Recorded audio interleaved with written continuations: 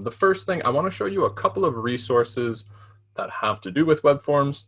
Then I'm going to show a couple of ways to log in to web forms. There are a few different ways of doing that, and I'll make sure to explain why there's a different angle and things like that. Show you those resources, and as soon as we are on the WebForms platform looking at the dashboard together, that's when I'll break down a little bit more about today's actual agenda. Okay, so the very first resource that I do want to show you is in fact a Kriya resource. Okay, so just if you are currently looking to hop into more content when it comes to web forms, I know already you're on the right step there. Joining me for today's session is a really good first step here to get familiar with the new web forms platform. I'm going to put a link in the chat shortly here, just after I log in through RealtorLink. So I'm just going to make my way through. I'm sure that you may have run into this at some point. Makes us make our way through to the Clarity login for It's So Real Estate. I can get my password right. Perfect. All right. It looks like we're going through. So the link I want to give you, it comes right after that Realtor link. I'm going to copy this and I will put it in the chat for everyone to see. This would be a really good resource for you to perhaps bookmark so that you have it and you can get to it really quickly if ever you have a question. Sorry, if ever you would like to look at these resources. Let me just type something up really quick here. So Kriya forms resources, let's call it that. So hopefully everybody has that now in the chat. So you could just click on that link, or you can copy it, drop it in kind of your URL type of thing. So if you click on it, it should pop up a tab much like this. You're probably, if you haven't logged in recently, or maybe you timed out of your session, it'll just put you through that Realtor link, that very same kind of step that I took, having to choose Oakville Milton, typing in my OMID and password, and then you'll be through to this page. But what this is basically the Kriya version of kind of courses, training, and resources. Okay, and in fact, Kriya puts on training for their entire membership, which you are a Kriya member. Being that you are an OMDREB member, you are a participating member of Kriya. You pay Kriya dues, you pay ARIA dues, all that type of stuff, which makes you that you do have access to this. It's not going to cost any extra, and you can hop in and you have Lynn St. Germain is the trainer for Kriya. You can watch her versions of recorded webinars.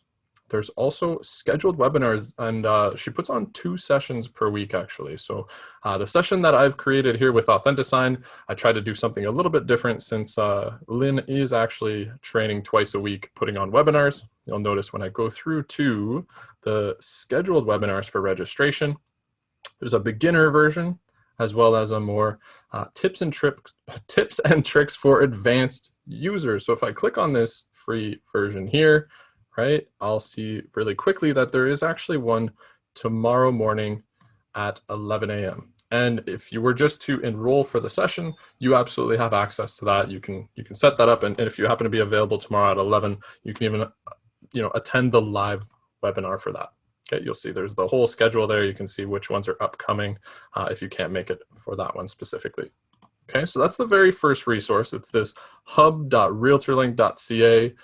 I know it's a bit of a mouthful making your way over all the way to Kriya Web Forms R for the Web Forms resources, but do grab that one out of the chat on Zoom and maybe bookmark it so that you have it. Notice how I have it kind of bookmarked here on mine, just in case it ends up being a really good resource for you. Okay, the very next part I want to show you here is, well, maybe a little bit of a two-parter. Well, I have to make my way to itsorealestate.ca. Since I just logged into RealtorLink, it might just put me through straight away, which is nice. That's good. Okay, the very next resource I want to show you is just to answer the questions that might be on your mind here. This session is being recorded. If you ever want to access that recording, if you want to watch it at your own leisure, maybe if it's for a little bit of a refresher, some review later on while you're doing a transaction on AuthentiSign perhaps, where you access that is right here in the members area. Okay, so on Matrix, this main dashboard here that you're used to, if you just scroll down and track down the spot where you've tucked away external links, click on members area. The spot you're looking for is called the video training bank. So if I zoom in a little bit here, it's towards the bottom of this left-hand side. If you click on Video Training Bank, you'll notice up towards the top, here's the recorded version of the WEBForms and AuthentiSign, which is much like today's session. So the other parts of the rotation, being the introduction and intermediate with regards to matrix and ITSO real estate, are there as well. And you can always watch this one again at a later date when you have a second. Okay, so once again, that's just members area and Video Training Bank is how you access. Also is the spot where all the information is archived. Any keynote speaker that puts on a session and provides us with a recording, you can also access it here. So if you happen to miss one a couple weeks back, maybe you just hop in here through the professional development ones and you can see if it is the content you're looking for. So I'll close this up here. The very next part I want to show you is one of the, well, easier ways, I guess, probably the way that most members are used to accessing WEBForms is by logging into Matrix first, and perhaps just hovering Tools and clicking on WEBForms 2019. So that's pretty like simplified path to get to WEBForms. It'll pop open that new tab, it'll do your pre-flight check, and then you're gonna land on your dashboard for WEBForms. Okay, so my dashboard is gonna look different than yours, just like my matrix dashboard looked a bit different. We're going to talk about that a bit later in the session, how you can move all of this information around. You can make it look however you would like. Okay, so don't mind that. We are in WEBForms at this point. The part that I do want to show you, however, which might require me maybe resetting the history here because I want to log back in. I guess maybe I could have probably just hit log out and do it that way, but here we are. So what I'd like to show you is, well, if that's the path you like, perfect. Make your way to ITSO Real Estate, go to Tools, click on WEBForms 2019. If you'd prefer a backup option, just in case, right? If you do need to get to WEBForms, I just want you to be aware you absolutely can just go to webforms.ca. Okay, this brings you to the CREA website. You have a sign-in option right at the top. It's going to bring us through RealtorLink once again, since I kind of refreshed my history here. And here's the important part. Okay, so Oakville, Milton, right? The reason why I want to show you this part and I want to show you RealtorLink is because it's going to come into that whole explanation of what sort of account and what sort of login credentials you're using when you make your way into any Realtor tools that you have, okay? And the reason why I want to bring this up and I want to talk about it a little bit in detail is because a lot of our members happen to be dual members. Perhaps they're members of OMDREB, but they're also a dual member of the TREB board. Well, what'll happen is, well, you, in the eyes of CREA, it's important that you understand that technically you have two completely separate accounts, okay? So just bear that in mind. There's a difference between me logging in to my Oakville Milton credentials than there is when I log into my Toronto credentials, if I'm a dual member, okay? So if you ever catch yourself, you know, going to the TREB side, meanwhile all your transactions are on the OMDREB side, well, it may answer a lot of your questions, okay? So you do have two CREA logins, work with those and kind of, if you're transacting with WEBForms, maybe you're just gonna focus on one of the two and you can have a look at both and kind of pick your preference and that kind of thing. But if I choose Oakville Milton here, it's gonna put me to the ITSO Real Estate Clarity login. Okay. Going a little too quick here. There we go. And once we have access, right, I went straight to webforms.ca, clicked on sign in. It took me to RealtorLink. Now I'm doing my pre-flight check. Okay, so you absolutely have that option as well. You can go direct. You don't have to go through hidden menus and things that are stashed away in a different site or anything like that. You're more than welcome to just go directly to webforms.ca if that's your preference, okay? Awesome. Now, part of the reason why I really wanted to say a few words about the different logins that you have when you're dual member is because those two logins, they don't communicate with each other. Okay, so what I mean by that is if I'm using my Oakville Milton credentials, whenever I'm using WEBForms, and I can see here I have like 3333 New Street, right? Some of my transactions are named after different properties, perhaps properties that don't exist because I was testing things, right? Well, if I hopped into my Toronto credentials, the list would be totally different because that's a different login. Okay, so bear that in mind. If you ever log in and you went too quick and you're just on your dashboard and it looks empty, you might just be on the wrong credentials. Okay, so hopefully that kind of answers a lot of concerns there. If there's any questions about that in the chat, definitely let me know and I can try and re-clarify that. Okay, but here we are on our dashboard on WEBForms where we can see kind of a general layout here, right? We can see it's powered by Transaction Desk. The umbrella company, Lone Wolf, is what kind of brings together all these real estate transaction tools. Okay, you'll notice me pretty often clicking on this 3-line or stack menu with the 3 red lines on the left-hand side, so we can see the titles of everything on the left. Okay. As far as today's session and the direction that we're going to take for it, how I really like to kind of follow up with this one is I like to cover AuthentiSign as the first topic that we discuss.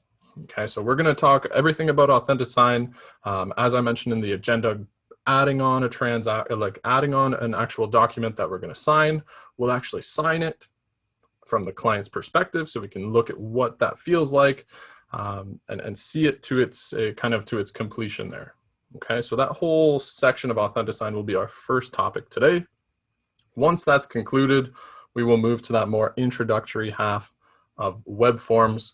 And in that part of the session, that's where we'll talk about this dashboard.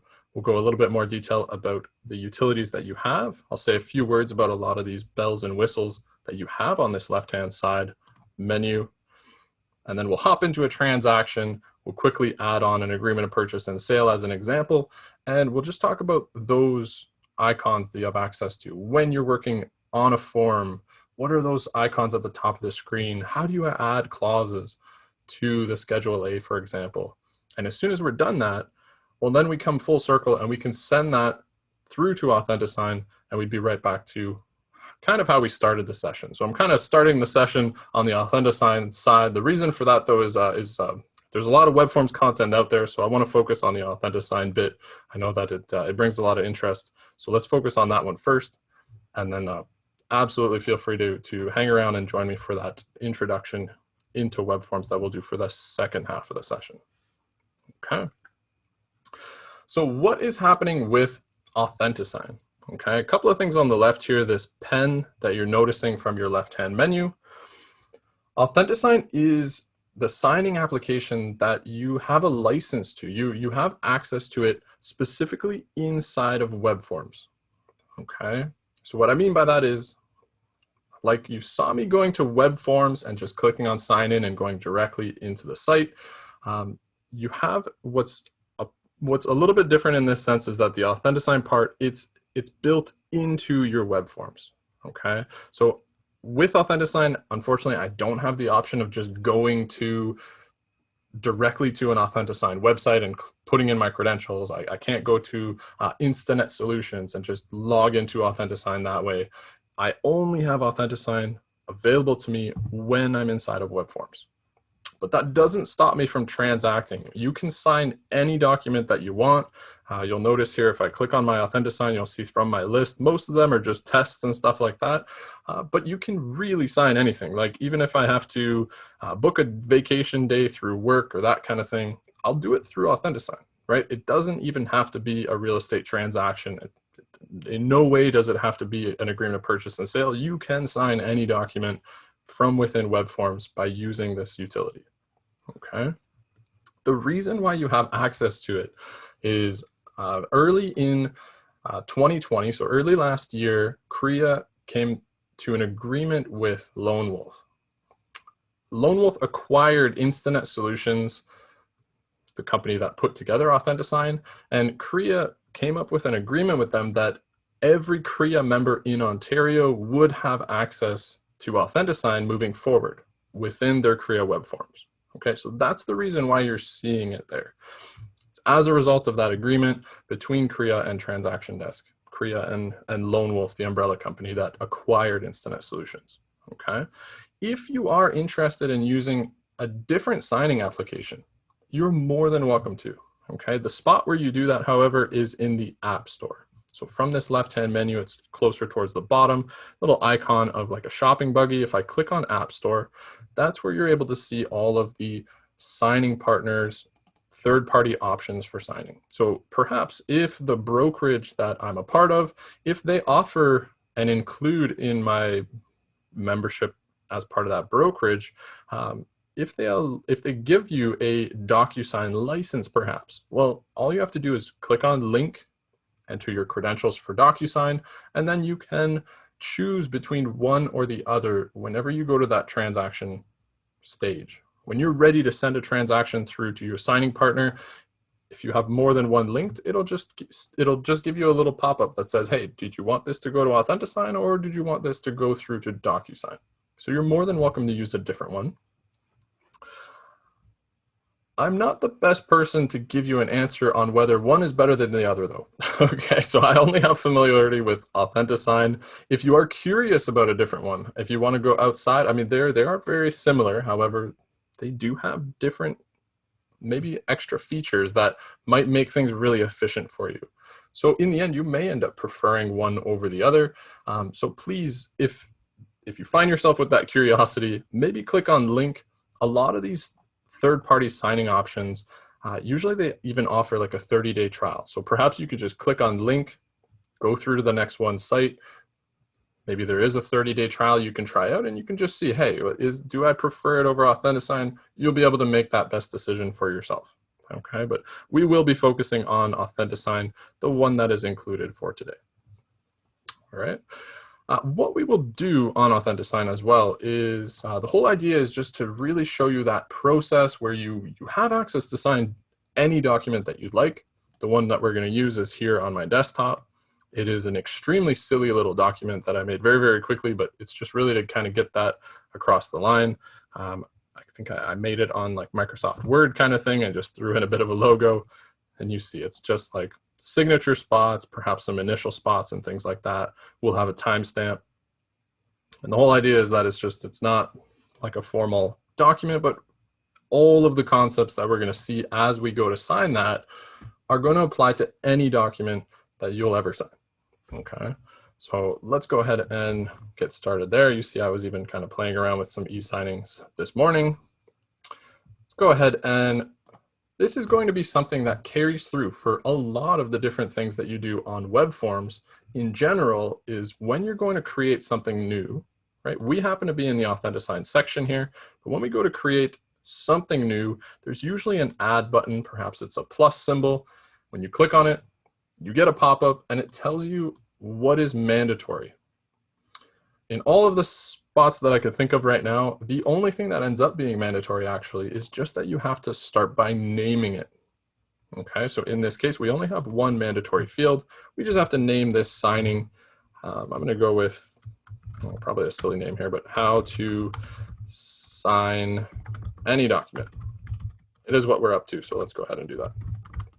Okay, so I'll just name it how to sign any document for training.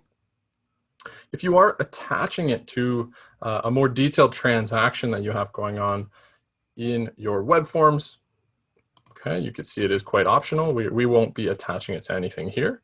And then this checkbox is just saying, hey, are we just literally saving this title and moving on to something else? Or do we want to go in there and go through those 4 steps to create this actual e-signature? Okay, so we're going to check this off so that when we hit save, it puts us right into the utility. So we'll hit save here.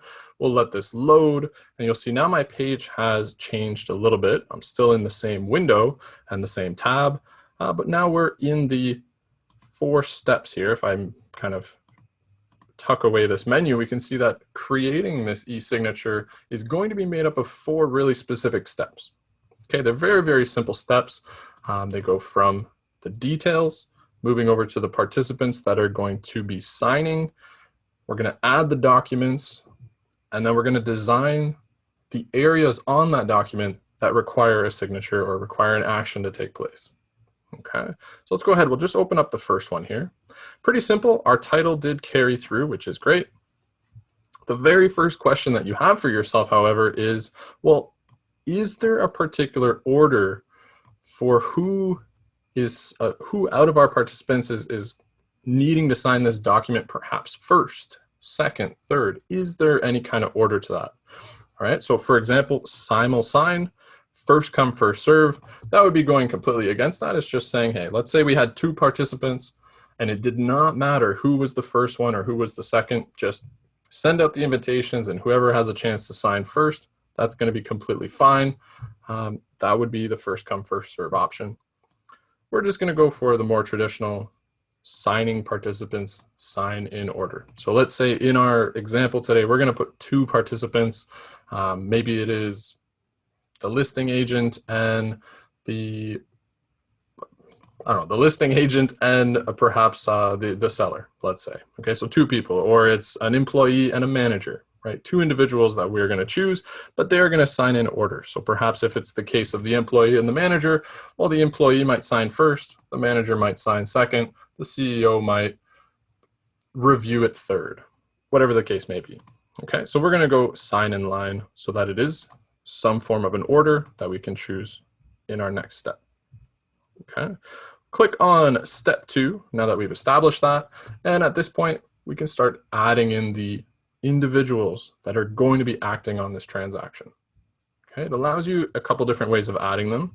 You can add a new participant. This would give me just a blank form where I'll fill out their name in a second. If you already have the particular individual in your WEBForms contacts, perhaps you can select option 2, and adding yourself is going to bring in your credentials. So for myself, being association staff, if I clicked on add yourself, it would say Eric Durand, it would say eric@omdreb.ca, and my address and things like that are most likely to be things like 125 Navy Street. Okay, we're going to go with the participant, a new participant in this case, just so it's blank. We could start from scratch there. Perfect. So here we are with another screen. It shows us the mandatory options in red.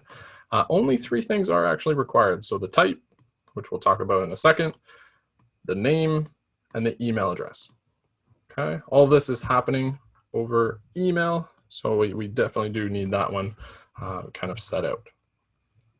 As far as the type of participant, from left to right, generally I think of these as how much responsibility does the participant have with the actions that they're going to take on the document. So the first 2 are pretty straightforward, right? We have remote signer. So is it an individual that is going to be receiving this via email and signing it on the computer? Okay. In-person signer, same thing, receiving it. However, is this person actually physically signing in person? Okay. So the 2 here are an individual that is physically, like actually signing the document. Reviewer kind of goes down in responsibility a little bit.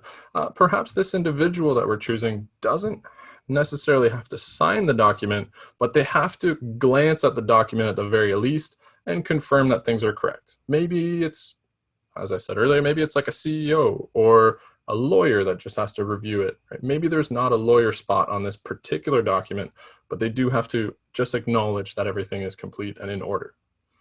And then CC would be the least amount of responsibility. Does this particular participant, are they only meant to receive a copy of what has been completed?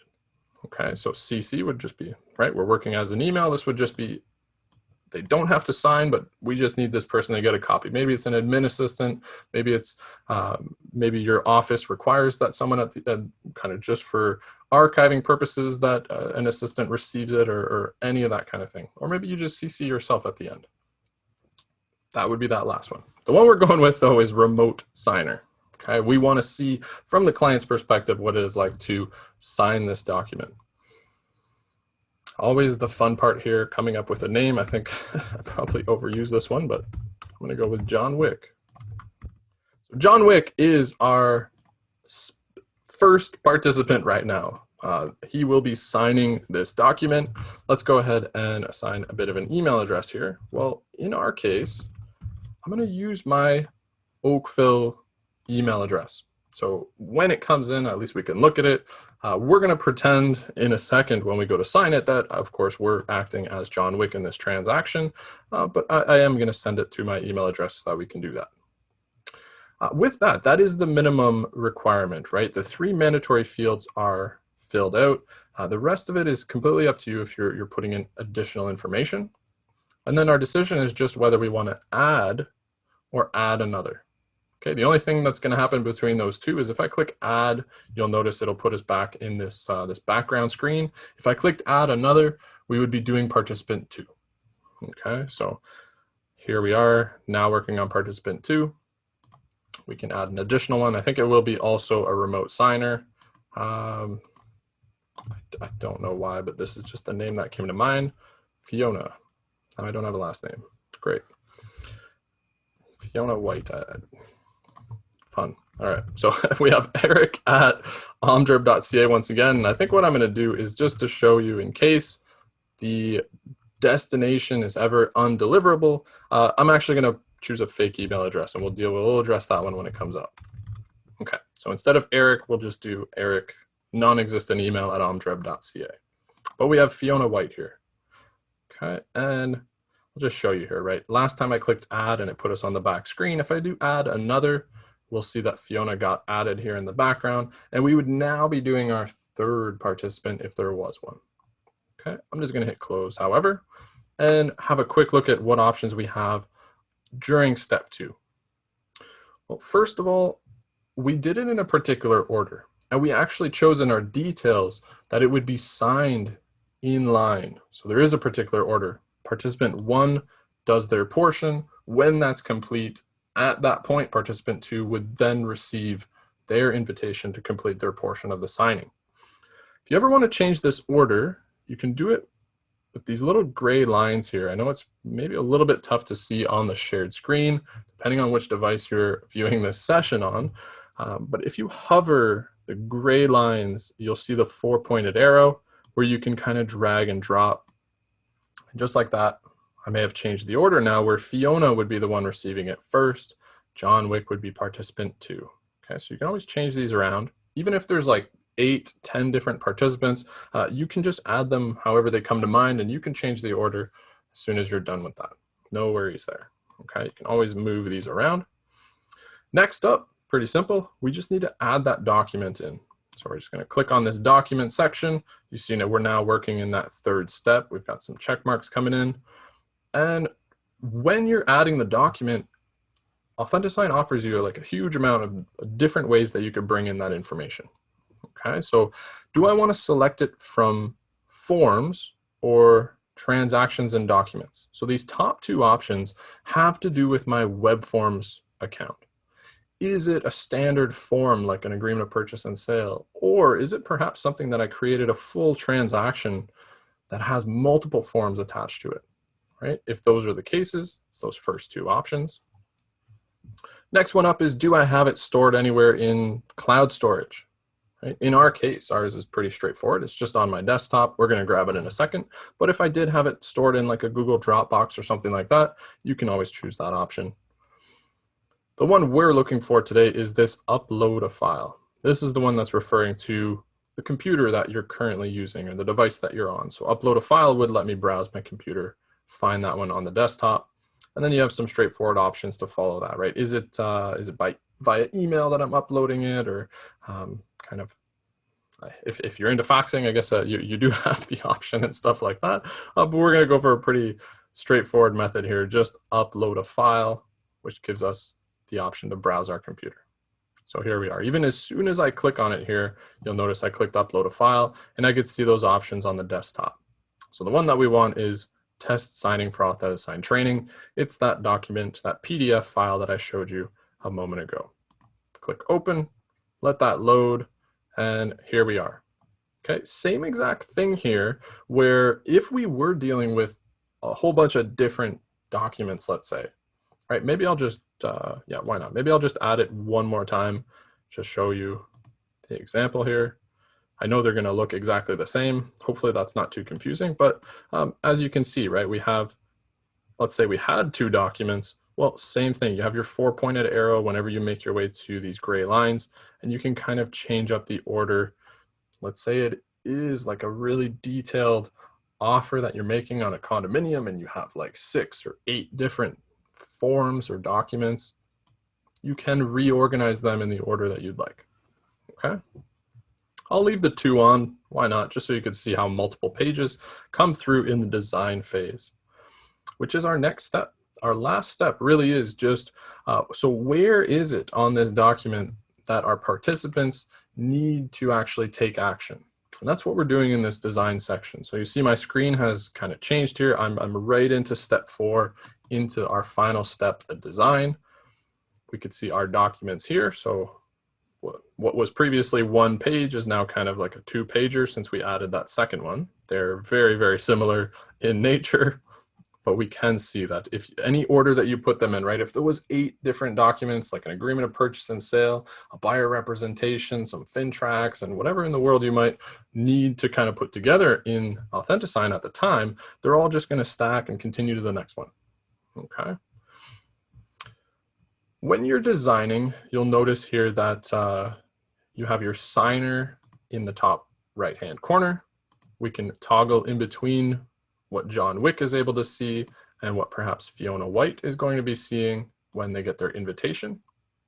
Okay, your participants they receive specifically what is meant for them to sign, right? Once we start putting on signatures on here and spots where they have to click, the John Wick ones are going to go to just specifically John Wick, okay? And I'll explain that a bit more in a second as well. The tools that we use for that are towards this right-hand side of the screen. So for example, our drag and drop section, when we open that one up, that's the one that gives us all of our tools where what we do is pretty much we kind of drag and drop certain things onto the screen so we can kind of see like what is going to happen in this case, and you kind of move all these things around, set them up in the way that is going to kind of work for you. So we're going to do that in a second. In our case here, we are working right now with kind of the John Wick version. Okay, so maybe one of the first ones that I might do is let's just get one onto that signature line, for example. Okay, I'll try and maybe center it, right? Perhaps you are going to try and like resize it depending on the document that you're working on. Okay, and just notice as well, like I was kind of going through quickly there and I hit the little trash bin just to get rid of some of the ones that, that perhaps I didn't want. Notice there is also a little gear icon as well. So perhaps visually you're going to change the way this looks based on the shape of your document, right? Maybe if it was, you know, for any reason, let's say it was kind of, I know this is like an extreme example, but let's say like some of the text was maybe being hidden by something like the sign here line or whatever the case, and you wanted to change it up. Perhaps you can flip it vertically. Maybe it fits a lot better in this other way. Ours probably isn't because it's just way too big. But for example, right, if there's any reason that the arrow coming from underneath, moving that around, you can kind of change things up and kind of move them here. So I'm going to delete this one. I'll just bring in a standard one for the John Wick line. There we are. We do see that there's a date section as well. So I have this like calendar stamp that I might just drag and drop onto that line. And perhaps we're going to do something like the initial. So we have JW. Did I choose Fiona White? Geez, I chose Fiona White. So that's going to be FW. I don't know why I went with 2 last names that have a W, but here we are. So we have our JW initial spot. Okay, and perhaps maybe I'll just throw one on the side here, for example. Okay, so let's say like that was the setup for John Wick, and we wanted to do something really similar towards page 2, right? Maybe I'll just go like this, do it really kind of quickly so we can get to the next one. Okay, and maybe that concludes like what we're planning on doing for the John Wick one, for example. Right? If we're going in and now we're doing all of the ones for participant number 2, well, it's going to require us just changing up that signer, clicking on Fiona White, and doing the very, very similar steps once again. Okay, so I might bring in the sign here, drop that on the line.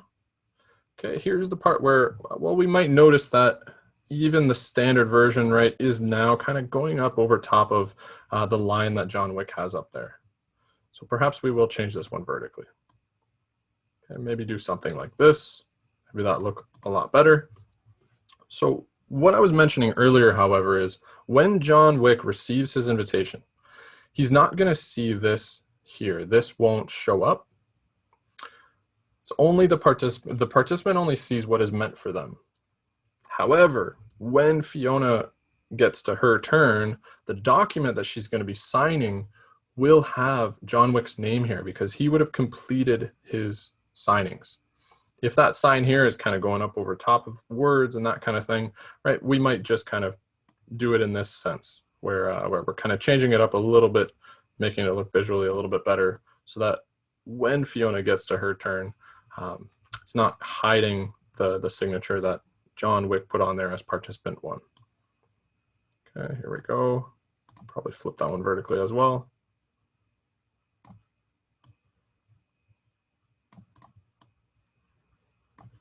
Okay, and this one I only did a timestamp or a date stamp. I didn't put an extra initial down this one, but hey, this will kind of show us what we have for both. So as far as if we're just visualizing one of the participants, things that we're expecting is on the first page, there's 3 items that they have to action. The date happens automatically. It says auto date. So that date will actually stamp at that moment when the individual goes in for the signing. Page 1, Fiona's got 3, and on page 2, Fiona has 2. So the total amount of like actions or signings that each of our participants have in this case, since we made them the same, is they have 5 things to do each. Okay, we'll notice that while we go to the signing next up here. So let me click on next. That's when we'll get the check mark across all 4 of our steps here in AuthentiSign. And we can, in fact, send out the invitations at this point if we're ready, right? We might close this if we were, maybe we're a little bit ahead of ourselves, we close it, we want to send them later on, that's fine as well. But if we are ready to send the invitations, perhaps we're going to do that right now. It does allow you to customize the invitations. It's just some standard ones that go out and say, hey, John Wick, you've been requested, or we'll see it in a second. You've been requested on a signing, and then kind of yada yada. So we'll see that in a second. If you ever want to customize it, you're more than welcome to. I'm just going to send out the standard invitation and we'll have a look at it. Okay, the AuthentiSign invitations were successfully sent. And when it says this, it is referring to just the one for John Wick because we did choose sign in line. Okay, we could see that the status on our AuthentiSign screen is pretty unique as well. It's a lightning bolt to show us that it is in progress. So we have 3 different status types here, right? The one that we just created at 1:24 p.m. is when we started this one. It's our how to sign any document. It is in progress. The one that I was practicing with this morning, perhaps, it has a more finalized symbol. It's like a ribbon of completion type of thing. So you see that's the approved status. If, however, you haven't sent out the invitations yet, or you haven't quite completed the portion of those 4 steps, it will then hold this icon of like a couple of gears instead. WEBForms likes to call when you're taking steps and completing something, and they call it the wizard. So you'll see this one is called in wizard. All right, could be 3 different icons that will show up here. I do need to keep an eye on my inbox because it looks like that one just kind of popped in as well. Perfect, here we are. So I'll bring this one down. Hello, John Wick. And let's, I don't know if this is going to help very much, but maybe I'll try to zoom in a little bit so we can see the words a little bit better. I know some individuals might be joining us on a tablet or a phone type of thing. All right, a couple of things about this email that we've just received. So we've received our invitation as participant 1, right? We're John Wick in this case. And what did we get? So we got your signature is requested is the subject line, how to sign any document for training. That's what our representation chose as a silly title. It came from a really specific source. Okay, it came from secure@authentisign.com, and I could see that here. Really apologize if that's coming through really small. I can't make that any larger on the share screen, but you can see, right, secure@authentisign.com is the location that the email came from. That's when you know that it's the kind of the authentic one. Okay. As far as the invitation itself, the standard invitation just gives them a little bit of a hello, tells them, hey, your representation, in this case, Eric, is inviting you to participate as a signing party in an AuthentiSign e-signature document signing. shows the signing name once again and provides them a link here where they can start signing. Okay, so you can see kind of by confirming credentials and making sure everything's looking legitimate and correct on here. But really the first one here is secure.authentisign.com being that destination that it came from. So by following through this link, you'll see it'll kind of open up a new tab for whichever browser your client is using. And here's where we're taking now our first step as really the client in this case. So it allows your client to adopt their signature, provides them with a bit of a cursive default, shows an example of what the signature will look like, what the initial, if there is one, will look like as well. You can see it has their name kind of posted here. That's the part, I mean, you really do want to get the spelling correct on this because it's not something that you can change. It would require sending out a new document. Okay, but your client can change up their signature a little bit if that is their preference. So maybe we'll talk about that one first. So you can draw the signature, which I would probably not suggest, but if your client likes to do that, no problem. I'm on a Windows laptop with keyboard and mouse, and yeah, this is probably not going to be pretty. Wow, okay. I don't know how to do a cursive W.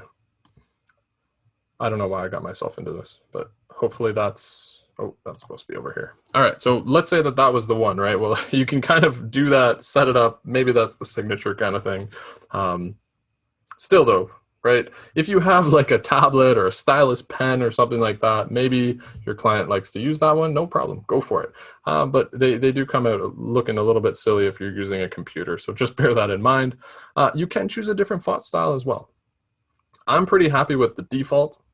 Okay, what's going to happen is once we go and accept to these terms and conditions and the end user license agreement, it's going to stamp, right? And we can see it already happening in the top left-hand side.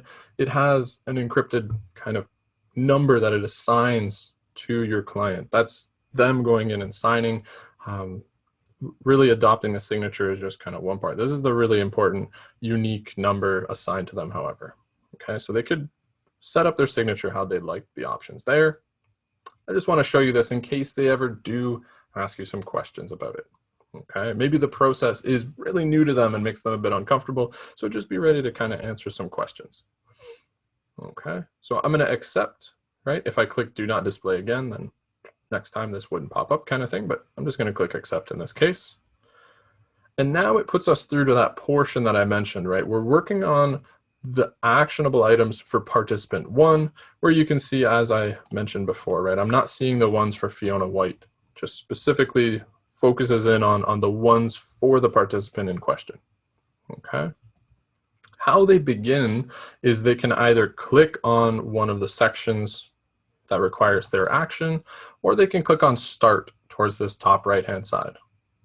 At this point, however, right, when they're reviewing and looking over the document, here's their opportunity as well to reject the document if it's not what they're looking for at all, and they might contact you to kind of go over something and change it up before they send you another copy.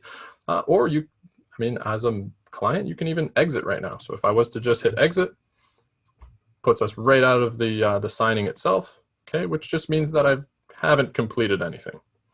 I would have to go back in and start the signing once again if I do change my mind and actually want to complete it. Okay, so that link is still active when you exit, but if I rejected it as a client, it would be a lot different. They would have to, the representation would have to recreate it. Okay, so I'll click accept again. We're used to this adopt a signature screen. And we can get started, right? So just since the big red start button's towards the top, I might choose that option in this case.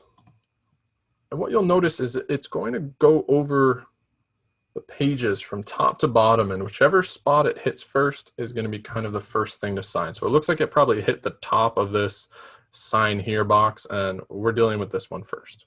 Okay, it might hit the top as it goes down. It'll probably hit this one next type of thing, and so on. Okay, we can see our progress at the top as well. So we do have 5 items that we have to action. It'll show us our progress as we go throughout. So we click on this first one, it assigned the signature. We are 1 of 5, and the progress is 20%. Okay, so same thing. It's taking us down as we complete these, you can see now we're on page 2 and we're already at 60%. There's only 2 left. Kind of click our way through. Okay, at this point as well, now that we've done all 5, it shows us our progress is 100%. Well, we still have the option, right? Maybe I came in here way too quick. I haven't even read the document yet, so I might reset it. Maybe I actually just want to stay in review. I'm not ready to complete the signing just yet. I just want to, you know, maybe I do want to, I could leave those signatures there. Maybe I just want to look it over kind of thing. So you have a lot of options as the participant, making sure everything's good and correct. And when you are ready and you want to complete it, you'll see you just click complete and then you get the pop-up again and you can complete the signing. Okay. So if I complete the signing, what'll happen here is, I mean, first off, I forgot about this screen, but this is just, so we have a "You are almost done" screen for John Wick here. And what AuthentiSign allows your client to do is, moving forward, if your client wants to create a little bit of, what do you call that? Like a guest account, which allows them to just view the documents as they get processed kind of thing, or they want to access the documents at a later date, well, they could just pop in a password in here, add password, and then they can access it later on. Because what's happening is your client, they don't have to pay for AuthentiSign in any way to use this. They have access to sign this because you created it on your license. Okay, so don't ever expect that your client has to pay to sign the document you're creating or anything like that. No ways. It's completely included. They can sign the document that you've set up. Okay. They want to add a password here. It's just if they want a bit of a guest account to access the copy of the file later on. I'm going to hit no thanks here because I'd be planning on sending John Wick his copy of the completed file later on. So maybe I mentioned that to the client in question. Maybe I mentioned that, hey, yeah, don't worry about that. Just, I'll send you a copy, of course, as soon as it's finished, as soon as Fiona signs it. Okay. Here's the confirmation screen just for John Wick. At this point, right, everything is done. They've completed their tasks, their 5 portions of the signing that were required, and we could just kind of close this up. Okay, now we're back to being the representation. So we're not John Wick anymore. Now we're in our WebForms account. We're looking at the signing that we've set up. Okay, we still see that it is in that in progress status, and we can always hop in and see how much has been completed so far. So we're kind of waiting around, wondering what's going on kind of thing. We can see that the portions for John Wick, however, those have been done, authenticated and signed. A little bit of like a completion flag here that John Wick is done with their portion. And now it's moving over to this one. So our participants are signing in order. Participant 2 is Fiona. At this point, the system is trying to send Fiona the invitation. It is going to go undeliverable. This email address does not exist whatsoever. So it's going to bounce back. I'm going to refresh my screen at this point, just in case maybe it has kind of refreshed. I'm just waiting for it. I haven't seen it pop up in my inbox just yet, but I'll just wait for it.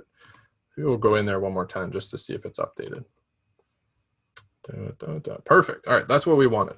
Okay, so yeah, I mean, it wouldn't hit my inbox, never mind.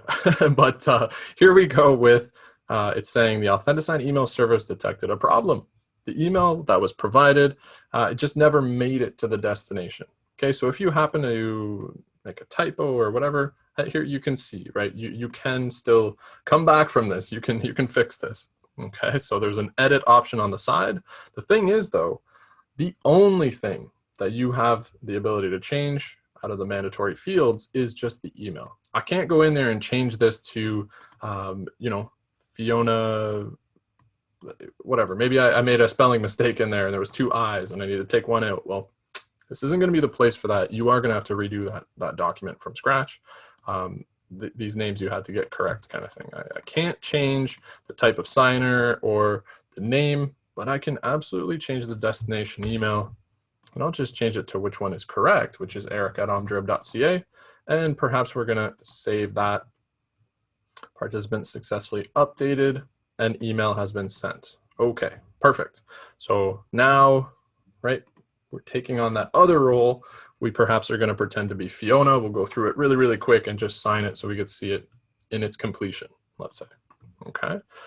Other things that we're noticing, I'll talk about these in a second, actually. Let me just get some emails that popped in. So here's the next email that followed up at 1:53.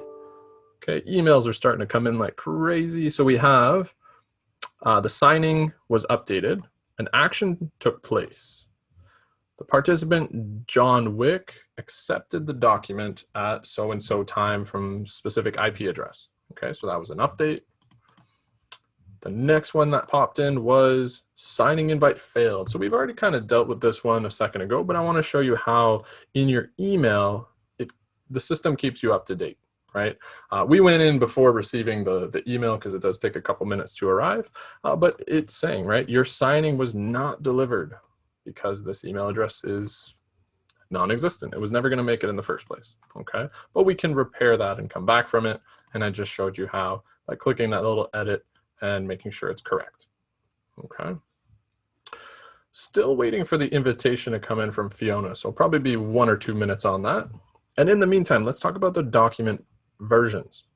So you'll see here, as the participants sign and this document makes its way to its final copy or final document or whatever it's going to end up being called, we're going to see each of them kind of stack up here.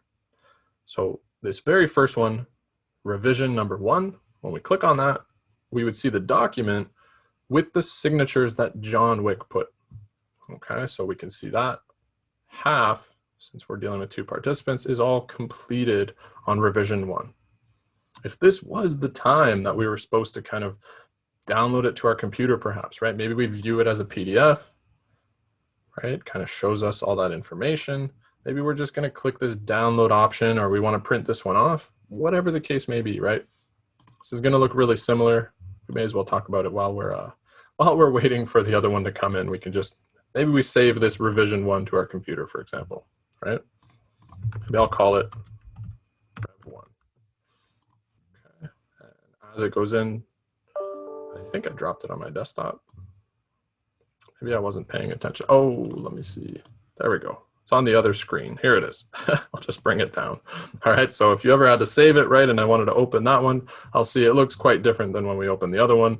Now, when I look on this viewer, it has all those locked signatures on it, which is perfect. Okay, so that's revision 1. I'll keep it down there. Let's close up this tab. I did hear an email come in, so it's most likely the one that we're looking for. And let's open this up. Perfect. At 1:57, we have a new invitation. Your signature is requested, secure@authentisign.com. Hello, Fiona White. Eric is inviting you to participate. Perfect. Participant 2's time. Click on Start Signing. We already know the steps here, so no need to talk about that. We'll just take the default, accept, and notice how it is a little bit different, right? We made this Fiona White. We put it vertically flipped so it wasn't kind of hiding the timestamp and the things going on that John Wick did. But as you can see, right, you're only seeing the mandatory actions for participant 2, and you are signing in order. So the John Wick ones are already fully completed in order for you to even be this far into the transaction. Okay. Same thing now. I could just click start. It'll probably hit one of these and we'll make our way through all 5, or we could just start clicking wherever we'd like. So I'll finish that one. Okay, our progress is going up 60%, 80%, and we're all done. Okay, so the Fiona White stuff is done. Complete signing, no thanks, don't need the guest account, and there's the confirmation already. So just as easy as that, once you're kind of familiar with the system. Hey, we didn't really read the document, but it was just kind of for practice here. Okay. So I could kind of refresh the screen. I'm likely to get a whole bunch more emails coming in shortly, right? Like a confirmation that very similar to the John Wick one that just says, hey, an action took place. The document was accepted. Let's see. Looks like one already came in. So let me open that one. Right, an action took place. Document accepted by Fiona White. Perfect. It was at 1:59. Okay, and let's see if we go back into AuthentiSign. Click on our how to sign any document, and even before, look at that. We are now over to this ribbon of approval. I'm drawing blanks here. Click on this option here. we can see there are 4 document versions now. There's a second revision and our final document. Perhaps the final document is in fact just the one that we need, that we're going to share through or save for our records or whatever the case may be. Okay.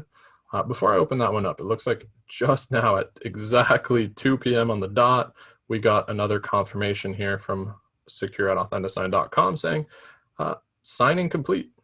We're good to go. And it gives us access to the documents this way as well. Okay, so that came through to my email. We're just going to go into this AuthentiSign portion of WebForms, click on Final Document, and we'll be able to see the fully completed version. It's got both participants signed on all the spots that we designed. Okay, so just like that process that you saw right now, you're going to be able to just carry that over and translate it to any real estate transaction that you might be working on inside of WebForms or inside of AuthentiSign. We just used a PDF document that was on my desktop. Okay, so you really can sign any document that you'd like. That's how the process feels from the organizer's perspective, as well as you know, the client's perspective, the participant that's signing as well. Okay, if I save this and I save it to my computer, whatever, I might just call this one Final Copy, let's say. Right, well, picture how the process is going to look. If I can get the right one because it's on the other screen. Right, technically, I can now add this document into AuthentiSign and start doing markups. Right, perhaps when I get to the design stage, I'm just crossing something out, initialing it by both parties, whatever the case may be. So it's like on top of that, you send it back, you do the next step. Right, all of that kind of comes together, and you can do all of that kind of one step at a time. You can do it with any document. Okay, so you've got all your copies, your clients are happy, all that kind of stuff. What I would definitely suggest is even that little bit that we did together in today's session. As you saw, I didn't have to create any fake email addresses or anything like that. I don't have to pretend that I'm 4 different people with 4 different email addresses. Please feel free to get familiar with AuthentiSign and the whole process by maybe just doing similar to what we did together. Okay, and you can even go outside of that and do your markups and send it back, mark up again, do the initials, right? You can practice the whole real estate transaction from within AuthentiSign. I would highly, highly suggest that you do that, okay? But as you can see, right, we did a really simplified version, steps that are gonna apply to any form, any document, any signing, and right, kind of brings us around to what the process looks like, which is great. Awesome, so that does wrap up topic number 1. So really everything that has to do with AuthentiSign, we got to see it from the client's perspective. We saw all of the notifications that come through to our email while it completes as well, okay? At this point, what I'd like to do is now go kind of complete opposite direction. Let's start talking about Creo WebForms in general. Okay, so this is the utility now that we're using to set up our real estate transactions. Okay, if you're not super familiar with it, this portion of the session, this second half, we're going to be talking about a lot of like the ways that the screens look, the things that you can do to manipulate the options, talking about these bells and whistles on the left-hand side, really going to be kind of moving into that so that you have a really good understanding of how to navigate WebForms 2019, okay? The first part of that is understanding that when you make your way to this screen, you land on your dashboard. Much like when you land on your dashboard for Matrix, as I said earlier, you really can manipulate this and change it to make it more efficient for yourself, okay? And how you do that starts with these icons on the top right-hand side. The one that I'm referring to is called Lock Unlock Dashboard. So if you click on this little lock, you'll notice it switches to more of an unlocked view and gives me the ability to kind of manipulate what's down here, okay? If I start closing things out, what happens is they just pop up into this menu up towards the top. Okay, if I close out literally every widget, I can view them now in this list and just drag down the important ones perhaps. Right, maybe the default view of the member dashboard It's not super efficient for the transactions that you're working on, so you might change this up. Okay. Maybe what we're looking for, we have a little bit of background now using AuthentiSign, so maybe I'll bring down a little action button for AuthentiSign. Perhaps I'll bring down the little house here, which is a transaction. Okay, so I've got two. The blue ones are like action buttons if I want to start something or create something. And then the green ones is just like a little bit of a preview of like a list of. So if I have transactions here, well, I would expect this to be like a list or a preview of my transactions, right? And you can kind of manipulate the sizing of it or what it looks like. Maybe I'll do something like this. And when I click on the lock, that part goes away, and now it can't be manipulated anymore until I unlock it once again. Okay, so maybe I'm just going really simplified in this case. There was some more stuff on my screen before, it was busier. Maybe I just want to simplify it and just have a couple start or creation buttons, and then a preview of my transactions list. Okay, when you unlock, you notice me probably moving to the side and changing this view here. This might look a little bit different depending on the device that you're on. So bear that in mind. I'm on a Windows laptop, so I get this little bar towards the bottom that I can slide. If you're on an Apple computer, I don't think the bar shows up visually. You just do your 3-finger swipe left or right, and it'll kind of move. So just pretend I'm swiping my trackpad, and it will kind of do this motion. And depending on the device, right, you might have to kind of slide on your screen, whether it's like an iPhone or iPad or that kind of thing. Okay, but you unlock, change it up however you want, you lock it up. Up next here, we just have a couple of icons, which are really, really useful resources if you're working on something new in WebForms that you're not familiar with. Okay, so maybe a more advanced topic, something that isn't exactly covered in today's session, but maybe it's something you're looking at later on, something like transaction templates. The idea of creating like a cookie cutter for your transaction. So when you click on, residential offer, it already has like 5 or 6 forms with the clauses already in, that kind of thing, right? That would be a template.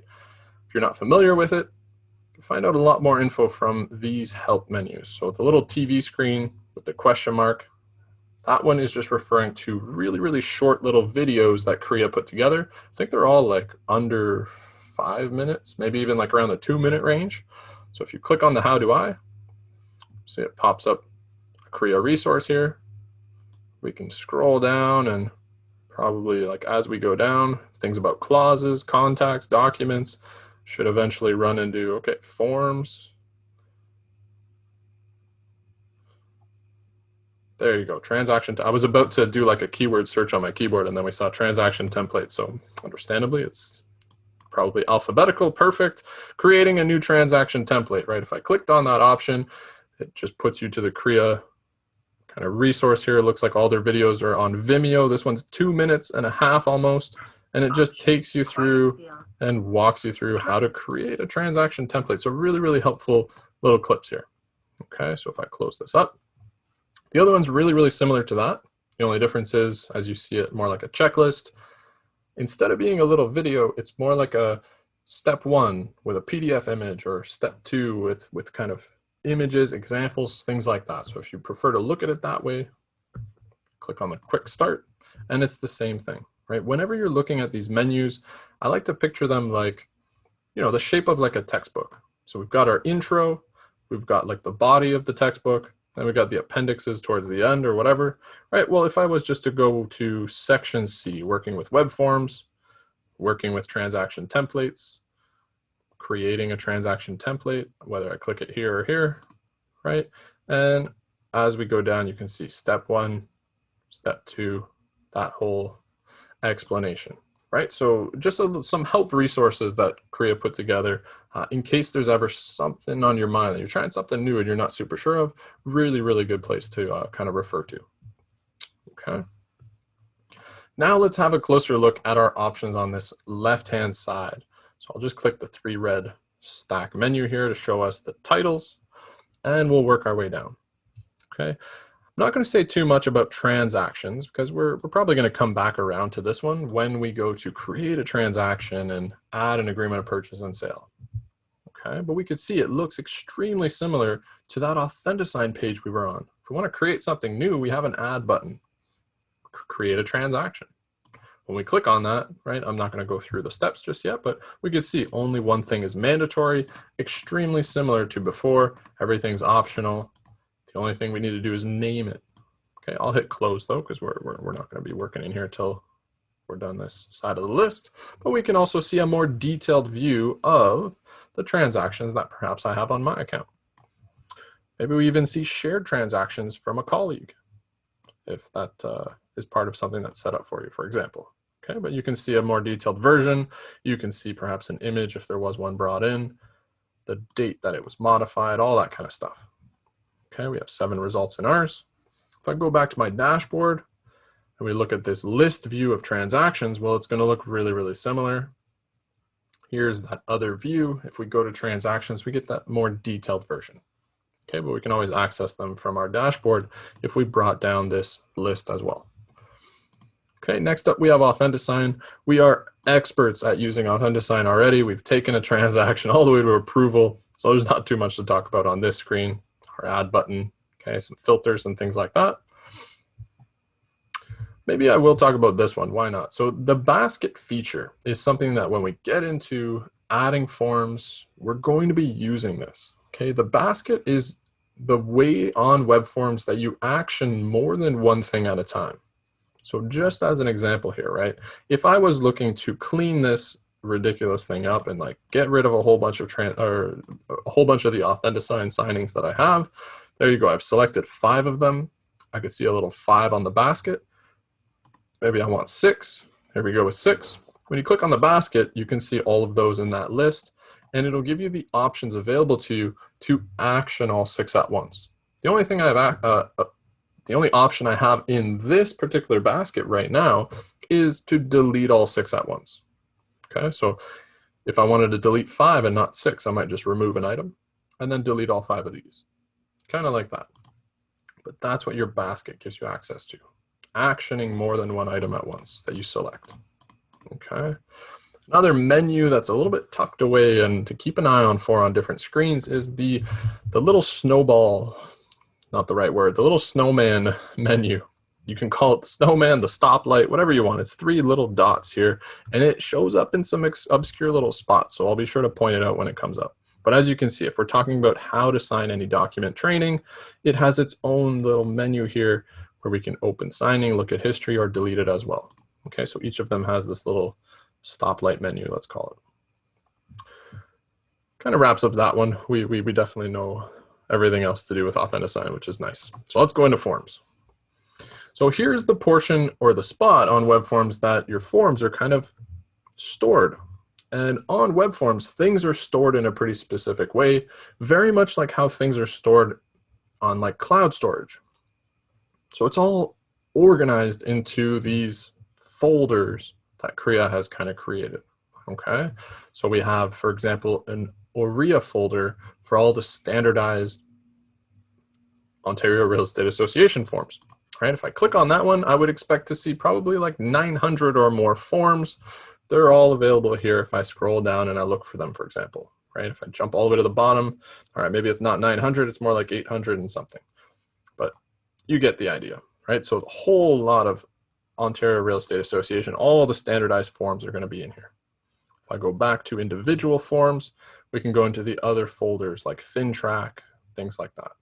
And all the associations have their own dedicated folder. So you might find something really specific in the board folder that you're looking for. So Oakville Milton, ours is going to be property information forms, if I'm not mistaken. There we go. The different types of information forms or info data sheets, that kind of thing. Back to individual forms here. You do have a keyword search in all of these different screens that you're working on as well. We just saw a second ago that the agreement of purchase and sale, the OMDREB version, perhaps I click on OMDREB and then choose that agreement of purchase and sale, or you can always do a keyword like purchase and sale. Might not be as easy to find it, however, because there might be other copies of the file, like the Brampton version of the agreement of purchase and sale. It might take me a bit to kind of scroll down to get past the silly Brampton ones that are nonsense in my opinion, but here we are. And apparently Durham as well. Nice for them to join along. And perfect. Now we're at the OREA ones. Okay, so it was a lot harder to find it that way, but I just want to show you, right? You can use the keyword if you find that helpful. So here's that Form 100 agreement of purchase and sale residential, right? In the same aspect that I could just type in 100 and I would get that same list of all the 100 ones. Okay, like a waiver for 1, 2, 3, if I'm not mistaken. Yeah, there we go. So like get familiar with them, and however you search for them is going to be up to you, but you can do it really quickly through that search, or for now, right, maybe we're hopping in the OREA folder, scrolling down to the number 300 because we need, you know, buyer customer service or whatever the case may be. Okay. As you can tell, I don't know them all off by heart, but when you do, maybe you use the search instead, whatever works for you. Okay. So back to individual forms. We're going to be bringing in a form later on once we're in the transaction stage. Into documents. Now we're getting into more of the bells and whistles. Okay. And what I mean by bells and whistles is you've got documents, tasks, faxing, and contacts. And you technically might make it through your entire career without using one of these, unless you find one of the utilities, you know, useful and that it's going to be efficient for you. Okay, these are kind of more optional pieces. So we'll start with documents. I'll just say a couple words about each so that you have an idea in case it does help you out. Okay, but in documents, what Kriya has given us here is a section where you have cloud storage for specific documents, or specific files, let's call it, okay? Different folders, depending on whether your brokerage is sharing anything with you. Maybe there's a Schedule B that your brokerage refers to and shares it with you through this document section. For our case, we're just gonna go pretty simple here and go into My Folders, where I've clicked on Add, and I've created one and named it Eric's Training Resources, just to have something to talk about. Here we are with this section. Okay, so you'll notice there are some different file types in here. And the whole idea, right, I've got like Excel, some image files, maybe a doc, which is just like a Word document when I was using an Apple computer back in the day, right? It's a section where you can save some files if you find that to be helpful, okay? Which just means, right, I have my laptop that I'm working on. Maybe during a showing later on down the road, if I have like, instead it's my phone or my tablet that I have with me, if there's a specific file that I really need at those times, like a Schedule B or like whatever the case may be, well, if I save it in here, then I can access it from any device. Maybe there's a desktop computer that I use at the office and I don't want to carry around a USB stick all the time. Well, maybe I can alleviate some of that by using the documents folder. Okay, so you could store it here. You're more than welcome to. Same things, right? You can kind of add a new document or keep adding new folders and kind of organizing it that way, but we'll just add a quick document here. And you can see it's really similar as what we did before, right? So drag and drop files here, can kind of upload from computer, send it in from email, all that same type of stuff. So maybe I'll take that, how to sign any document, the final copy of it, and I'll just drag and drop it from my desktop and bring it in. And when we look at it, now I have that final document and I can access it from any device that I'm using. I mean, of course, since we're on WEBForms, in our case, we could just go in AuthentiSign and grab the final document, but just to show you, right, if it was a PDF, that was like maybe it's a flyer that you're going to show to a potential buyer or something like that. Whatever the case may be, right? Maybe you want it on all your devices, and you can do that by just bringing it in to this section. Okay. There is a limitation to the type of file, but not to like how many you can have. So I'm pretty sure you can have like hundreds and hundreds of these. It says you can do up to 20 at a time. Okay. Up to 20 files at once. But the limitation that you have is more the type of file. So they are generally by nature, they're smaller file types. And you'll see if I bring in this PowerPoint file, it's going to reject it. And it's going to give us the list of what is allowed, however. Okay, so it's saying you can only upload Word documents, Excel documents, and then image files. So it's more of those like 3 types, right? So JPEG, PNG, PDF, and then it's more like Word documents and Excel files. So if you have any of those types of files that you'd like to bring in, you can always add them and manage them in your documents section.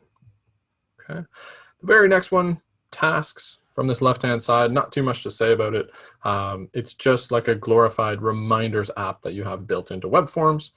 Mine are really, really silly that I have in here, but it just kind of shows you, right? If you were working maybe as a part of a team and you wanted to be updated on something specific, like, hey, Eric, by 12 o'clock noon tomorrow, can you go in and just refine that MLS information on transaction, yada, yada, yada, right? Well, you could just assign that as a task and you can see when it gets completed by your colleague, that type of thing.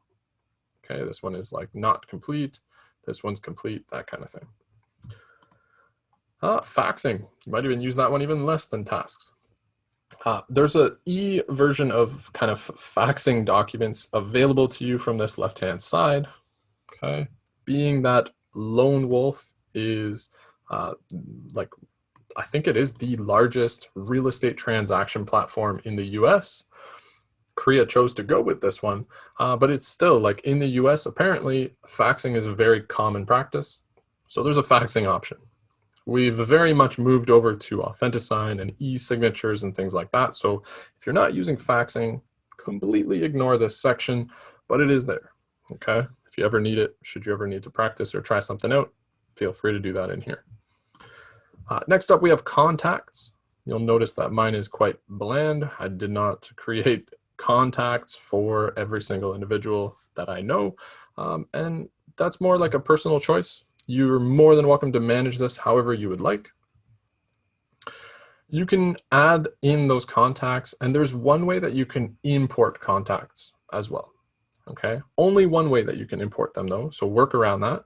If I click on add, I can either create a brand new one or I can add the contacts from Google. What this means is if I have like 400 contacts and I want to bring them in all at once, not what I would do, but if you want to do that, you can do that by putting them into Google first. Okay, so let's say you have them all on your Outlook account. Create a Google account and import them to Google and then import them from Google. You're done. You have 400 contacts. That's going to be a lot faster than adding all 400 one at a time if that's your goal. Okay.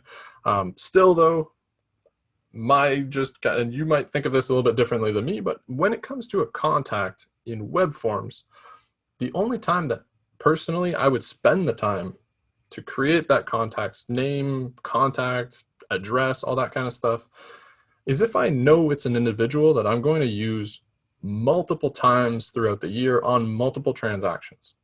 Maybe my lawyer that I always go to look over my documents, or right, it's going to be someone really specific. Those 400 contacts, maybe I don't need them. So kind of come up with your strategy and what you'd like to do, but you can bring them in from Google if that's your goal, okay? Be aware. And then we are almost done on this left-hand side. We've already done the App Store. Support is pretty straightforward. We have a logout button. Last thing to maybe say a couple words about is our setup here. Okay, so setup is a very, very important portion of WebForms. It's where you're going to set up the groundwork that is going to save you a whole bunch of time down the road. Things like your personal clauses are tucked away in here. The clauses that your office shared to you, all that gets managed from setup followed by clauses. It's also where you do your transaction templates that you're going to need. Setup, transaction templates, okay?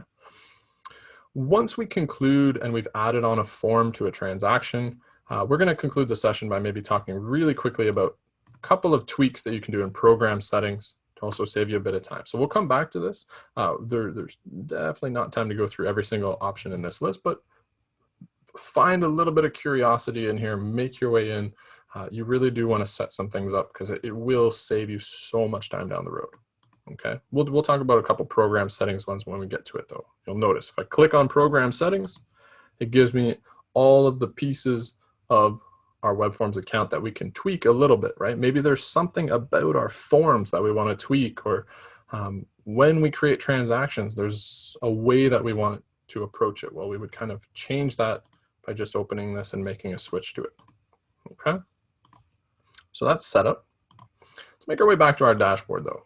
Okay, kind of bring us together that long-winded explanation of those options that we have on screen, the bells and whistles from the left-hand side, so you can make a decision for yourself if they're going to be something that's going to make things more efficient for you. Okay. At this point though, let's start creating a transaction and get a closer idea of what we can access once we're inside of a transaction. Okay, so on our member dashboard that we put together, we have a create transaction button. Earlier you saw me click on transactions and then the plus that was on the top right. I'm just going to click on create transaction from the front of my member dashboard this time, and we can see what happens. So very similar, like identical screen as before. Same thing will happen if I click that add button from within transactions. We have to name our transaction and the rest are totally optional. Okay. What are we going to name this? So maybe I'm going to go with 125 Navy Street, which is our Oakville office. I don't know. I'm not done with Fiona yet, so that we'll just put that as the name of our individual here. So we got 125 Navy Street. Fiona is maybe our client in this case. Okay. What type of transaction? Well, again, the rest is optional. Okay, so this type selection that we make is for our own organizational purposes. If we're trying to organize the types of transactions that we do, we can make a selection here. And then when we're in transactions, we could see the ones that are residential leases compared to the ones that are sales and things like that. We're just going to leave that totally blank. Import data. Do we want to bring in MLS information from a particular source, like the Oakville Milton board, right?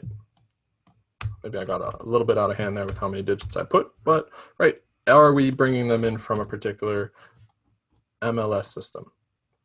Okay, in our case, we don't have to. We're just doing a really simplified agreement of purchase and sale. Add me as, right? Are you acting as the cooperating salesperson? Are you bringing in credentials as a participant, let's say, or that type of thing? Okay, we're just going to go neither. And then do we want to activate the wizard, which in the case of WEBForms just means, would you like to go through more of a step-by-step approach to the transaction, yes or no? We're going to say no, we'll just uncheck it. Okay, so the only thing we did was name this transaction, and then we'll click on create. We'll come back to the wizard actually in a few minutes. So we'll hit create here, and now something really significant has happened. Our screen has changed. We are now moving forward, we're working from within the 125 Navy Street Fiona transaction. Okay. Notice, depending on the device that you're on as well, okay, you now have a stack menu. Geez, drawing blanks like crazy. A stack menu on the top left here with the 3 red lines. There's also a stack menu from the top right. Very important to understand the difference between the two. Okay, so the one on the left is the same. It's still just showing us the things that refer to our overall WebForms account. If I want to get out of here right now and go back to my dashboard, I can do that from the left-hand side. Very different what's going on from the right-hand side, however. Okay, everything on the right specifically has to do with this transaction in question. If I go to contacts or forms or documents, it's going to be the contacts, forms, or documents for 125 Navy Street, Fiona, the transaction. Okay, very, very different than leaving this screen and going to forms over here. Okay, so we're working from the transaction right now, and what we do moving forward is on the right as we make changes to this particular transaction. Okay, we notice some other things as well, such as there's a 3-dot menu that's quite detailed. There might be a whole bunch of things in here. So whenever you action something, you do want to make sure you action the source of where that information is meant to happen, such as maybe at this point we wanted to apply one of the templates that we have. Well, maybe we'll apply a template before we start. Maybe we have to create a template because we don't even have one. Okay. Maybe we want to import data. So if we did intend to bring in MLS information, I have to go into this three-dot menu and click import data. If I've already created and named the transaction, right? That pop-up that said import data optional, well, I can always get that feature back by clicking the three-dot menu, our little snowman over here, and then import data, and you'll see same thing. I could select the source and type that MLS number, and I'll populate all that MLS information. Okay. Okay, moving forward, really, really important to understand some of these different screens. So details, which is this like kind of second or third option from this right-hand menu. Details is our landing page when we create a brand new transaction. Okay, and details is very, very significant. This is your distribution form that pushes information to all of your forms later on. Okay, so if I do something to this one, such as street number 125, street name Navy Street. Okay, you can see it's kind of starting to bring in information even on this one. It put the address up top here. Well, our forms are blank. I don't have an agreement of purchase and sale or FinTrax or any of those types of things or buyer reps yet. But still, when I do, if I type something here and then the form in question has a corresponding street number, street name field, this information will then distribute to that form at the time that I add it. Okay, details is a purely distribution form. All the information here is going to make its way over to your forms when you have them. Okay, for that reason, it also asks you to confirm the changes before you can leave this page. I've made something significant here. I chose a street number and a street name. If I try to hop away from here now and click on forms, which I know is blank, it's still going to stop me. There's going to be a pop-up. Okay, for like security reasons, here it is. Confirm, you are about to leave the page. Would you like to save your changes? It's talking about 125 Navy. Okay, yes or no? I'm going to go with yes. And then it'll let us go through to our understandably blank forms because we haven't added any yet. Okay, if we go back to details, we'll notice it still has street number, street name. And if I don't make any changes to it, I can freely just switch in between the different screens until if I change a tiny thing, like if I add a number, it's going to ask me to confirm. Anytime you affect your details screen, it will ask you to confirm. And the reason for that is, well, technically later on down the road, right, if I end up having like 8 different forms for my transaction, and if I just make a quick change to the details, I have to understand that I may have just affected 8 different legal documents. So that's the reason why there's a bit of a safety feature there. Okay, so let me see if I can I'll just update this. You can also hit save at the top where there's this check mark. Property details saved. I wanted to get that 1252 to go away. So I've done that by just kind of retyping my 125 and clicking the check mark when it's highlighted. It'll highlight anytime you make a change. If I start typing something, you notice it goes to that blue instead of gray. Okay. So you saw from a couple of things that I was clicking on, right? Our forms are blank. There's no forms. Our contacts are blank. Our documents are like, everything's kind of blank in here. It's a brand new transaction. Even the dashboard is going to feel pretty blank. Okay, let me click on that now because you'll see, right? Remembering that anything on the right just refers to this transaction. So you have a member dashboard from the left, which is your WEBForms account, and you have a transaction dashboard, which gives you a glimpse into this transaction, which is pretty blank. We don't have any forms yet. Okay, so hopefully all that's kind of coming together and you can understand the navigation that's coming up. We're going to be moving in between these screens as we complete this transaction. Okay. We also have this top option called Wizard. That's what I'm going to activate next. Okay, and as I said, what Wizard means is just pretty much like, it just means step by step as you complete something. So if you activate the wizard, well, WEBForms is just going to kind of lock into this step-by-step approach to the transaction. When we were in AuthentiSign and it was step 1, 2, 3, 4, that was the AuthentiSign wizard. We can make the transaction look very much like that by just clicking on wizard. If I click on it now, you'll see the screen will look a bit different. It says wizard now in the spot where details was, and details has instead become step 1 of 5, saying, you know, just as a general transaction, if you like approaching it in a more linear left to right kind of way, right? You have details as step 1, you would fill out your information, perhaps you import some MLS data from the way that I showed you. And when you're done with that, you click next. You follow up with step 2, which is transaction dates, right? What is the closing date, all that kind of stuff. Maybe that's your second thing that you focus on. Moving into your contacts. Who is your buyer, your seller? Buyer representation, seller representation, buyer lawyer, seller lawyer, all that kind of stuff. All the people, the individuals that might become a part of this transaction. Those are your contacts. Step 4 is forms. Are we adding an agreement of purchase and sale? Maybe we just do that now really quick since we're here. We've gone to forms like 6 times and it's been blank. So maybe we'll just add while we're in the wizard. Why not? Okay, so we'll go OREA. We know better than to use the search for this one because there's so many in Brampton and Durham. So let's go ahead and just add this one here. The OREA standard version of the agreement of purchase and sale. As we click on it, there's a check mark in the selection. There's one item in our basket. We'll just add it by itself. There we go. Now we have an agreement of purchase and sale. And next up we have documents. It's just a fax back cover sheet. That's by default. We can kind of get rid of that if we don't want it. And we just hit done. We've made our way through the 5 steps of the wizard. All I wanted to show you by activating it though is you really can take any direction that you prefer when you're approaching a transaction. You don't have to use the wizard if you don't want to, but just understand that all it's doing is giving you a 5-step process. Okay?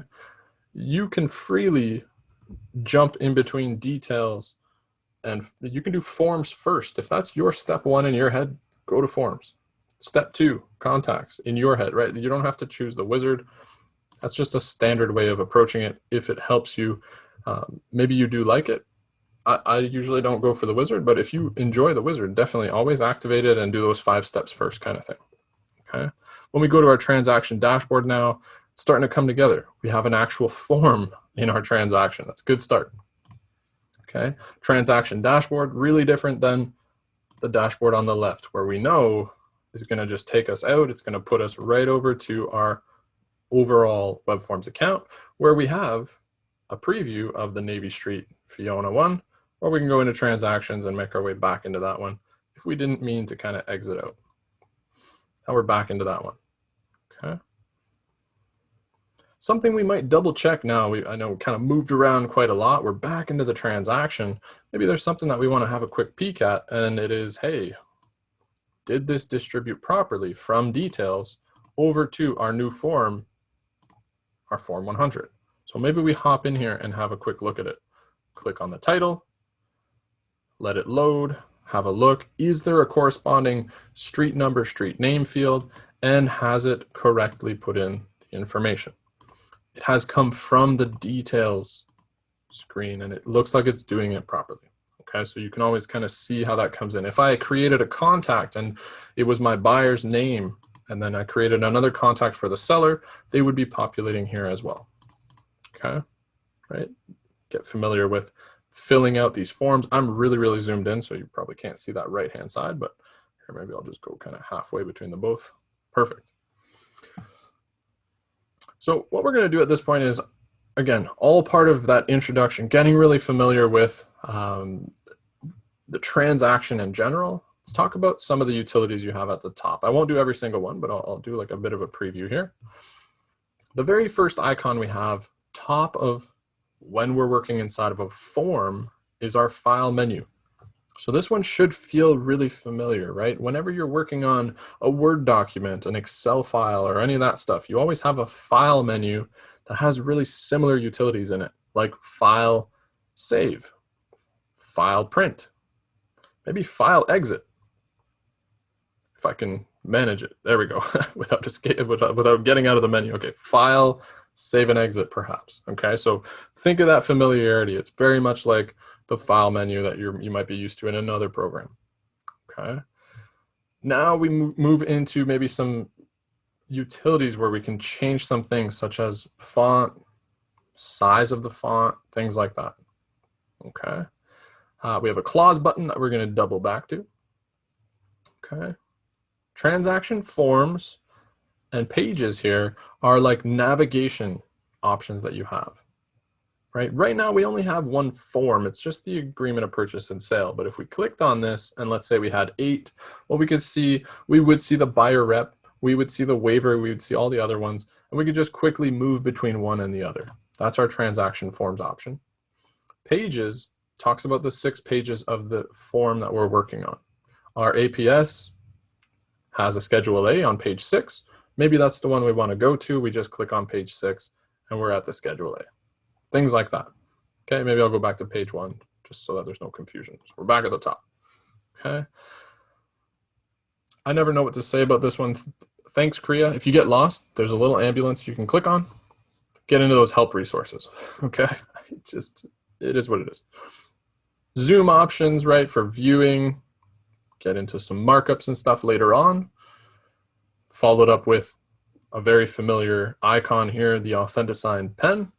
Okay, if I was ready to send this one to AuthentiSign, if I click right now, it's going to put us right into AuthentiSign with this form where we'd be getting into those 4 steps, right? Setting up our kind of, we'd be designing it, all that kind of stuff. So we'll get back to that one. We have an add or remove page and also a save and exit towards this side. Okay. If I want to get out of this form, I'm stuck in this form right now, this agreement of purchase and sale. What if I want to go back, one screen back, and I want to be back to the section of my transaction that has all those forms? I am not going to be clicking this silly button towards the top left. Okay, forget that you even own a backspace arrow key. Whenever you're working on web forms, matrix, any of these utilities, things that you do have to do with timestamps. Some cases timestamps, some cases are actioning a certain item, a field. Clicking the back arrow is going to get me in so much trouble. So just forget that it's even there. Okay, you want to move in a forward direction, which means if I'm done working in here and I want to go back to that previous screen, I'm going to save and exit. If I click on this button, it puts me right back to that screen that we were working on a second ago before we clicked on this title. Notice that navigation.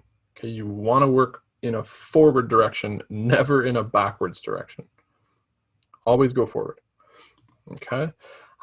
Before we start adding clauses, I figured we're talking about forms right now, so maybe we'll add a couple more just so you can see what it looks like. Right. In this case, I might choose kind of some random ones. Maybe I'll just pick FinTrack and do like a receipt of funds record. Okay. There's one in my basket. Maybe I'll go in and I don't know, maybe this is silly, but I'll just go to the ARIA folder so we get familiar with it, and I'll just add in a residential sale and lease property information sheet. Why not? I can see there's 2 in the basket. It's those 2 that we're working with right now, and we can add them at the same time.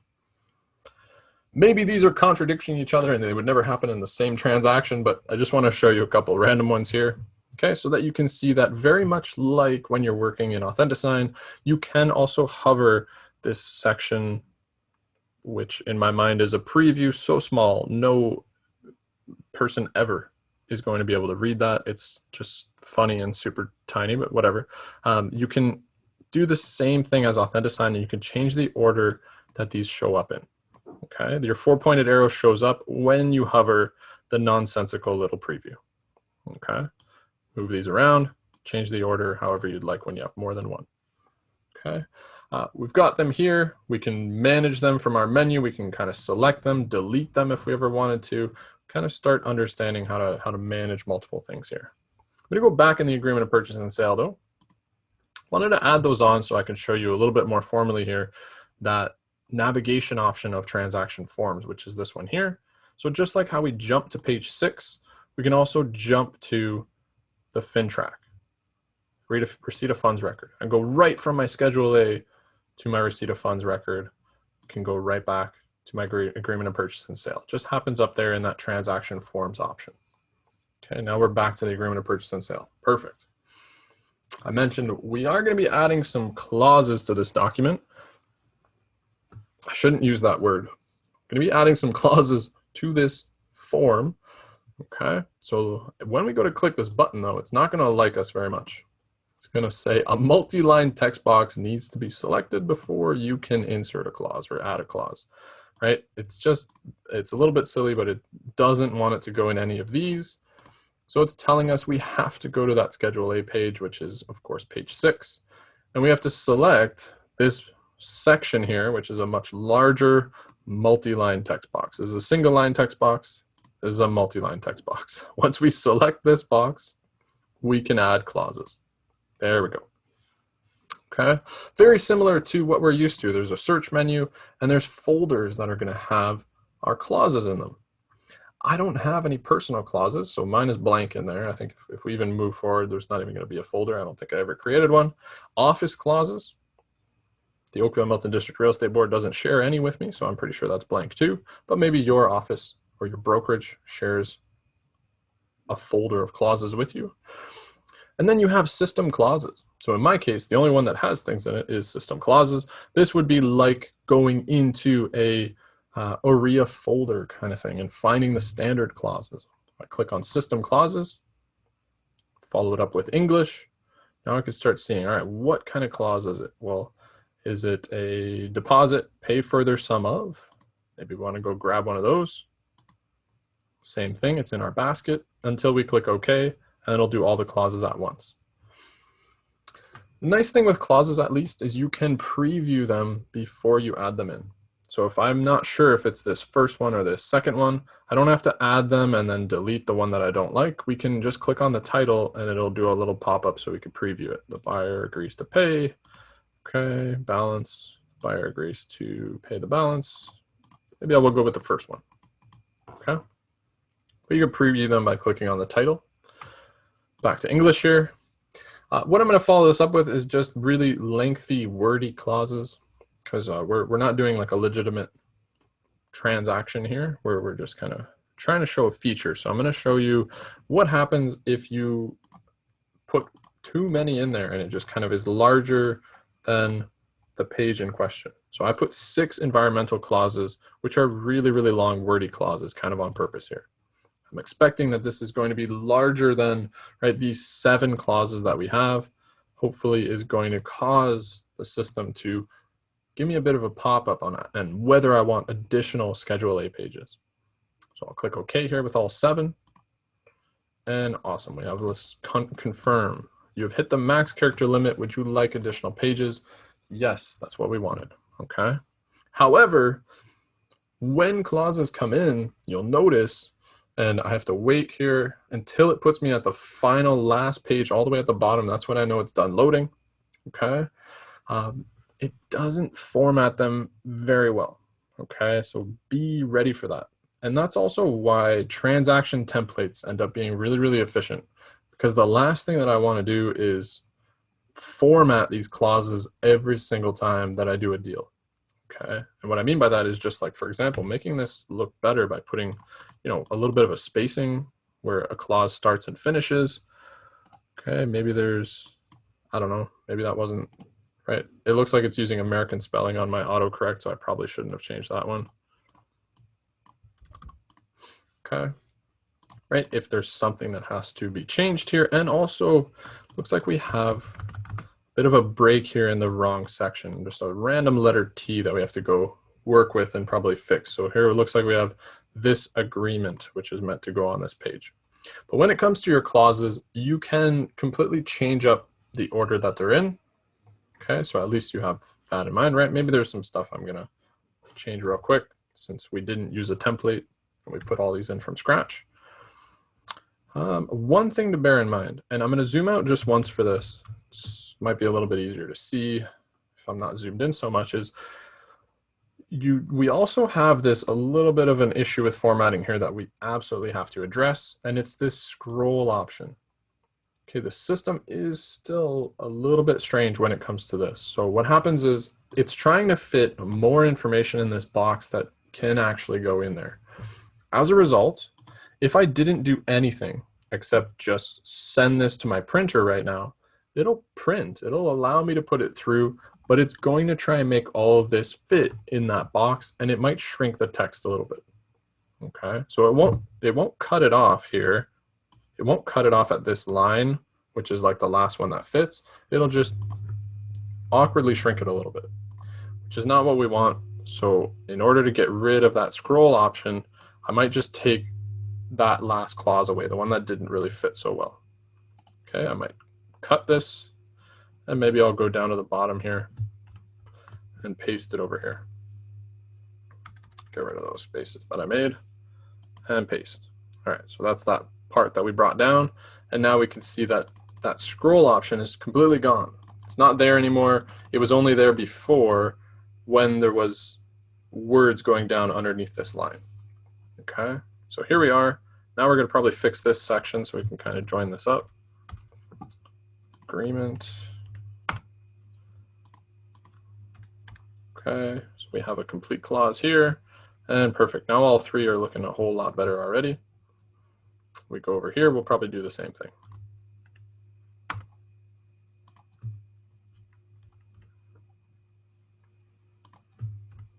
All right, here we go. So we have our pay further sum of 1, 2, 3 environmental clauses, 4, 5, 6 environmental clauses. So all 7 of our clauses are in here.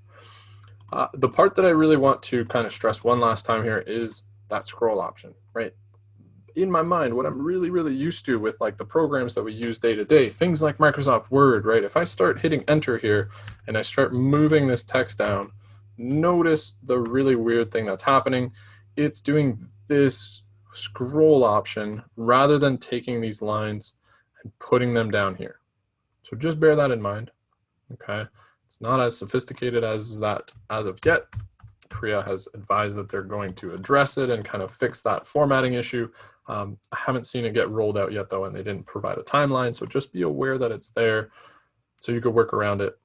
It is pretty quick to just kind of work around it, of course. And if this was my blank version of a template, my blank version of an agreement of purchase and sale for my template, I might just save this and I'll never have to address the formatting again, right? All of these 7 clauses would show up in this order with this formatting and these spaces that we made.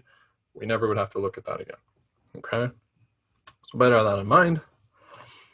As far as the rest of the transaction though, like the rest is pretty straightforward. If I'm filling out, right, I'm not gonna go through and fill out every single one of these boxes, but let's say that we were now ready.